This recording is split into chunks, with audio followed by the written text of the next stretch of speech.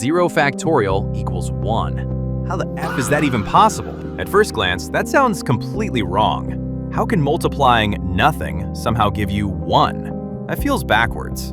Let's break it down properly. First, what does a factorial actually mean? Take 4 factorial. That's written as 4 factorial. And it simply means 4 times 3 times 2 times 1. Nothing mysterious, just multiplying all positive whole numbers down to 1. But here's where it gets interesting. Notice something about 4 factorial.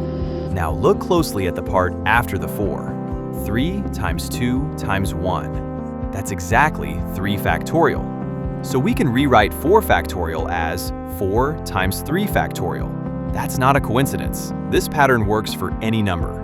In general terms, n factorial equals n times n minus 1 factorial. This is called a recursive definition. Each factorial builds directly from the one before it. Now let's push this pattern further. If the rule works for all numbers, let's test it with 1. Using the formula, 1 factorial equals 1 times open parenthesis 1 minus 1 close parenthesis factorial, which simplifies to 1 factorial equals 1 times 0 factorial.